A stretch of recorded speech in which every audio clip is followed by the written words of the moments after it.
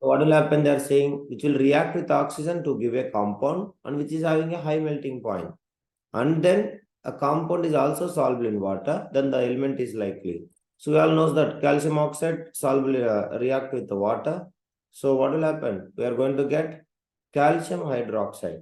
So plus it is extremely exothermic reaction. Chapter 1 we studied. Am I right or wrong? Chapter 1 page number 5 you can check it. We will get it. So it is exothermic reaction also. Am I right, guys? Everybody?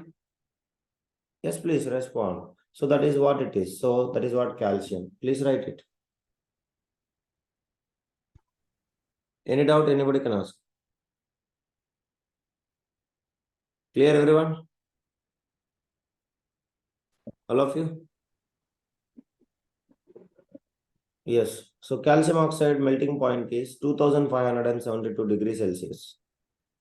Degrees Celsius. Calcium oxide. Okay. So of course you can get iron also. That is what. Go back to the tabular column. I'll show you. All of you observe. So there is a tabular column here for us. Physical properties of metals. All of you. Check it, everybody. What is that degree melting point? 2850. Am I right, everybody? 28.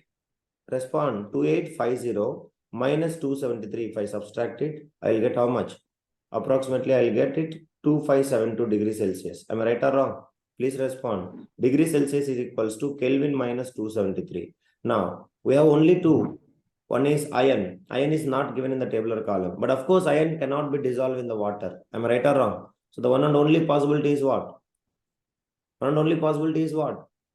Calcium. Do you understand, all of you? So, what is the importance of a tabular column? Are you clear, Mr. Harish? What I'm saying? Everything is important. Any aspects they can ask the question. While teaching time also I told you. Many of you people cannot identify the answer for this MCQ unless you know this tabular column. Now you come to know the tabular column. I am saying you because you should know. And the same equation will come. Calcium oxide we studied many times from the first chapter. But here, based upon the melting point, they are asking the question. And we know that is the equation we studied in the first chapter and we are getting it is exothermic reaction. Yes or no, guys? Beaker will become heat. Am I right or wrong? Yes, please. That is what it is. Next, food cans are coated with a tin, not with a zinc because of, I told you, this is also. Everybody? Tin is less reactive with what? Even while I'm teaching, recent only I told you. Food can is coated with a tin. Yes, please. Electroplating, I have told you. Yes, please. Why it is? The food cans is coated with a tin. What is the reason, guys? Because no, the tin cannot be affected by the food items. That is the reason. Understand? So, what is the answer for this one? Zinc is reactive than tin. Yeah, zinc is more reactive than tin. So zinc is least reactive with the food. Food items, it cannot be reacted. That is the reason we are coating with the tin. Okay. Next, you have given a hammer, a battery, and a bulb and wires or a switch. How could you use them to distinguish between samples of metals and non-metals? So that is what it is. So testing by hammering. Hammer, I have given a hammer. So if it is a metal means what it is that? Hammering, there is a physical property. Anybody? Hammering, there is a physical property. By hammering. Yes, Ari. What is that? Yes. A hammering, if the things is breaking into pieces, it is a metal or non-metal? Breaking into pieces, it is a non-metal. It is highly malleable, it is a metal. Clear? Yes or no? Yes, please. Next, I have given a battery, a bulb, and a wires and a switch. If it is conducting the electricity, it is called as what? Metal. Do you understand it? If it is not conducting the electricity, we used to call it as what? Non-metal. Non-metal. Basically, we'll say. But of course, there is an exemption. Generally, they are saying. Next, assess yourself of these tests in distinguishing between metals and non-metals. So simply we can say it. Am I right or wrong? All of you clear? Everybody? Next. What is amphoteric oxides? Give two examples of amphoteric oxides. What is amphoteric oxides? Which are soluble in? Yes. Those metal oxides which can react with acids as well as what? Acids, base. Acids as well as as well as bases. So both the metal oxides which can react both acids as well as bases, that is what we used to call as amphoteric oxide. So what are the examples of amphoteric oxide? Zinc oxide and aluminum. So the equations also I have given you. Please learn it. Learn the equations and you write it for this one. That is very important. You must write equations also for this one. Okay. So if you want, you can write it. Can I write the equations or will you write it? If you want, you can write it. So zinc oxide reacting with the HCl gives you zinc chloride plus H2O. Zinc oxide reacting with the NaOH, it will gives you, this is very important. What is the formula? Sodium zincate plus water. Next, aluminum. Al2O3 reacting with the HCl gives you AlCl3 plus H2O. And Al2O3 reacting with NaOH. What is the product? Anybody here? Sodium. Yeah, sodium aluminate plus H2. NaAlO2, sodium aluminate. Learn. You write 10 times. Sir, I don't know, sir. You write it and learn it. That's what I'm saying. Even one more example I told you. What is one more example of amphoteric oxides? Everybody. Lead oxide. Okay. If you see your notebook only, we can remember. If not, what we can remember? Nothing we can remember. So, both here you can notice it. Some metal oxides such as aluminum oxide, zinc oxide show both acidic as well as basic behavior. Such metal oxides which react with both acids as well as bases to produce salts and water are known as what? Are known as amphoteric oxides. Okay. So what you have written is only for aluminum. For zinc oxide also I have written just now. Already classwork I have taught you. Please learn that. But what is the keywords here? React with both acids as well as bases to produce salts and water. This is the most important thing. From the same thing, I will ask you one CBQ question. Can anybody expect it? What is the CBQ question? I won't ask you. Directly give the example of amphoteric oxides and write their equations. We can develop a CBQ from that. Anybody can tell me? Yes. So write a chemical equation, or for example, I'll say, Mr. Johan visited chemistry lab and he identified a oxide who is reacting with both acids as well as bases, to produce salts and water. And he identified that valency of its metal is 3. Then identify that oxide and balance the equations. So if it is valency is 3 means it is what? Zinc oxide or aluminum oxide? Aluminum. Are they? Do you understand? That is CBQ. Clear? So he identified the valency of the metal in an oxide is 3. Then it is aluminum oxide or zinc oxide? Everybody. Yes, please. Aluminum oxide. Then you have to write these equations. So that is what the CBQs. You should develop the CBQs from every paragraph. Do you understand it? So when we are reading everything also same thing. Next question. Name the 2 metals which will displace hydrogen from dilute acids. What is the metals can displace hydrogen from dilute acids? Hydrogen from dilute acids.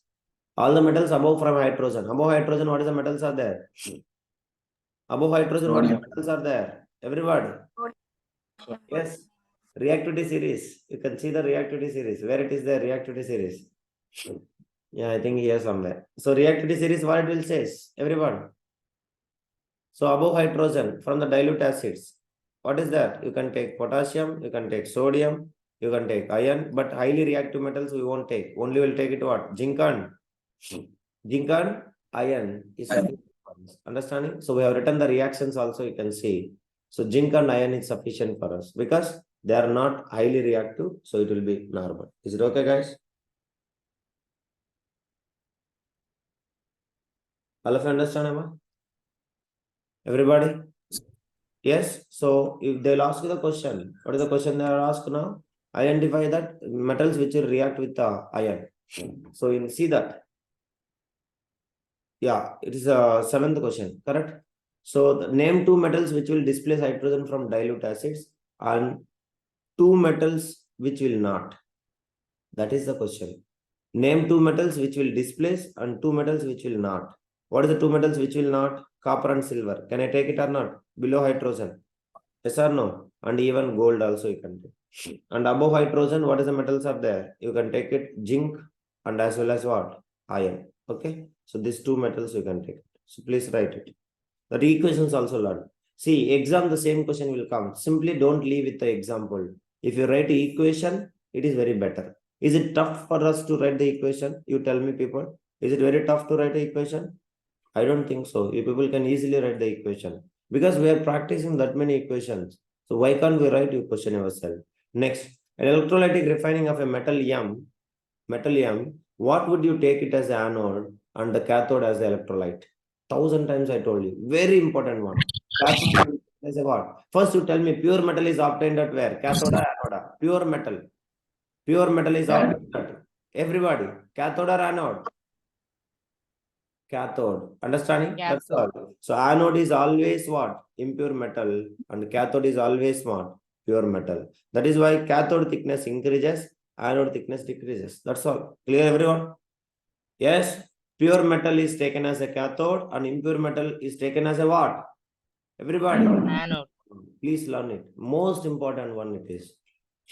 Next. Pratyush took sulfur powder on a, this is CBQ question. Similar to CBQ, naming, that's all. Pratyush took sulfur powder on a spatula and heated it. He collected the gas evolved by inverting a test tube over it, as shown in the figure below. What will be the action of the gas on dry litmus paper? Anybody? No action. Why? Yes? Yes, it is. Yes, dry litmus paper. They are asking dry litmus paper. So because no action. Why? There is no action of the gas on dry litmus because litmus only shows what they will shows only moisture, and the presence of moisture only they will shows that. Am I right or wrong? Because what is the gas will release? Anybody? What is the gas will release? Sulfur dioxide. Sulfur dioxide is what is the nature? Acidic in nature or basic in nature? Everybody? Acidic in Acidic in nature. Understanding? It is acidic oxide. So that moist litmus paper, what will happen? It will changes. It is acidic in nature. Acidic in nature. It will turns into what? Blue litmus. Yes. Blue litmus, guys. Blue litmus to red color. Clear? Now write a balanced chemical equation for the reaction taking place. What is that? Sulfur reacting with SO2, it will form SO2, and SO2 reacting with the water. So what will happen? It will form H2SO3, sulfurous acid. We already studied in the second chapter also. Am I right or wrong? Acid, bases, and salt. Please respond. Everybody? Yeah. So please write it. Mr. Vijay Hariseras, can you able to write it? That is what it is. Next, state two ways to prevent the rusting of iron. We know many ways. We know many ways. So what is that? You can take coating with the zinc, coating with aluminium. Who is that disturbance sound? Next, chromium coating. Many things you people can use it. Your choice. I don't have any problem. Clear everybody? All of you? So many things I have told you. Alloying of iron with the chromium, nickel, titanium, like many things we people can use. What type of oxides are formed when non-metals combine with oxygen? Anybody? This is most important question. What type of oxides will form when non-metals combine with oxygen? See, metal will react with oxygen. We are getting only metal oxide. Understanding which is basic in basic oxide or acidic oxide? Everybody. Which is? Respond. Basic oxide. But non-metal will react with the oxygen. We are getting what? Two oxides. One is what? Acidic oxides, or we are getting what? Everybody, neutral oxides. Okay. So neutral oxides example I'll say you. H2O, N2O, and carbon monoxide. Acidic oxides example CO2, NO2, and SO2. Please learn the most important one, which always you people will confuse it. Okay, guys. So these are acidic in nature and these are neutral oxides example. Okay. So this is what you have to remember. Give reasons. Platinum, gold, and silver are used in making jewelry. What is the purpose? What is the purpose? Least reactive, Hari. They are native metals. They are native metals, or they are, what is that? Inert metals. So that is the reason they have been used. Sodium, potassium, and lithium are stored under the oil. What oil it is? Kerosene. Because of what? They will highly reactive, and they will even catch the fire with what? Catch fire with what? Water and as well as air also. So that is the reason. Aluminum is a highly reactive metal, but yet it is used to make utensils for cooking. What is the reason? It will form a inert layer. What is the inert layer? What is the inert layer? Yes, speak loudly. Al2O3. So this is the inert layer. Further corrosion won't be takes place. Do you understand, all of you? Yes, please. Outer layer of aluminum react with oxygen and it will form inert layer. Inert layer, further it will prevent the further corrosion. Understand, Ra? Please respond. And next, carbonate and sulfide ores are usually converted into oxides during the process of extraction. Yes or no? Because what is the reason? Direct reduction of carbonate compost is not possible. Direct reduction is not possible. So that is why what we have to do, guys? First, we have to do some methods. What is the methods? If it is a sulfide ores or if it is a carbonate ores, what do we have to do with method? Everybody, you should tell. We have to go with the carbonate ore means calcination, sulfide ore means roasting, and then converting into oxide metal, and then you have to reduce, go for reduction. Understanding? So reduction also we will use some metal. What is, sorry, some element. What is that? Carbon. Understanding? Carbon coke. Or we will go for the displacement reaction. So that is, yeah, aluminum or some other metal. So, okay, everybody. So direct reduction is not possible. Please note it. Direct reduction is not possible for carbonate and sulfide ores. Okay. Next, you must have seen tarnished copper. What do you mean by tarnished? Tarnished. Second time it is coming. Tarnished means what? Corrosion. Understand? Corrosion. Being cleaned with a lemon or tamarind juice. Anybody can explain why? Lemon or tamarind, what is the nature? They contains what? Acids. Yes. Yes, please. What is the tarnished copper? They will form what? Basic. Speak loudly. Basic copper carbonate. Basic copper carbonate has been formed. So now lemon juice and tamarind, they contain something. What is that? Yes, they both contains acids. So that the acids can clean the tarnished copper by what way? Acid will react with the base. This is basic copper carbonate and acid. So they will form what? They will do some reaction. What is that? Neutralization. By neutralizing them, they will clean that. That is the reason we'll use it. Next, differentiate between the metals and non-metals on the basis of their chemical properties. So you please need to do it. I already taught you. Am I right or wrong? Will you all do it or not? Everyone? Yes? Please. Yes, sir. So please make it all the chemical properties. I have taught you, I think, metals around 10 and non-metals also around 6 or 7 properties. Just you can write it. Next, 15th question. Very important. Royal water. What do you mean by royal water? By this time you will understand. Royal water. Royal water. Aqua research. So 3:1. Who is that? Nice. Gayatri, mute yourself. 3:1. What is that? Concentrated 3 times of HCl and 1 times of what? HNO3, nitric acid. It must be freshly prepared liquid. Freshly prepared liquid for only particularly gold and platinum. A man went door to door posing a goldsmith. He promised to bring back the glitter of gold, old and dull gold ornaments.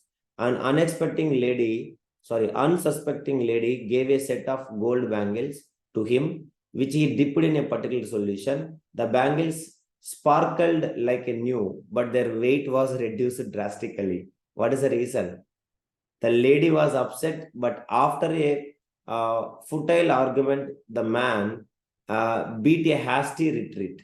Can you play the detective to find out the nature of the solution he has used? Anybody? What is the reason? Fraud. The solution used by fraud goldsmith. What is the solution? The fraud goldsmith is, what is that? Aqua reason. They can never give gold for anybody. Only the well-known person, trusted person only they will give. Because this aqua resia royal water is a mixture of hydrochloric acid, concentrated HCl and HNO3 with a ratio of how much? Always 3 is for HCl, 1 is for HNO3. So this mixture can dissolve even inert metals. So that is the reason the weight of the bangles is reduces. And later they will recover that gold. That is how the goldsmith will cheat us. Do you understand, everyone? So majority of the goldsmith, that is the reason you people cannot give for anybody, whomever the goldsmith. If you're having a good relation, like good family friend or something, only we can give. Simply if you give means they will cheat us. Clear, everyone, what I'm saying? So it will be dissolved in the gold, in the aqua regia, and later that people will recover that from that. That is the reason. Okay, everybody? So that is what is founded. So give reasons why copper is used to make hot water tanks, not steel. Anybody? Copper is used to make hot water tanks. Because of what? Yes.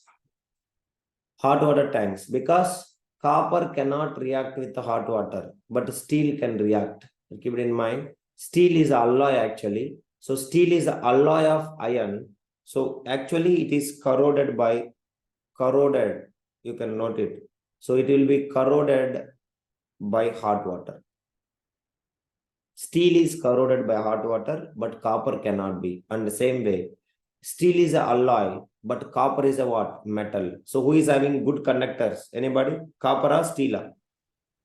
Yes, please. Copper is a good conductor than steel. Conductor of what? Heat and electricity.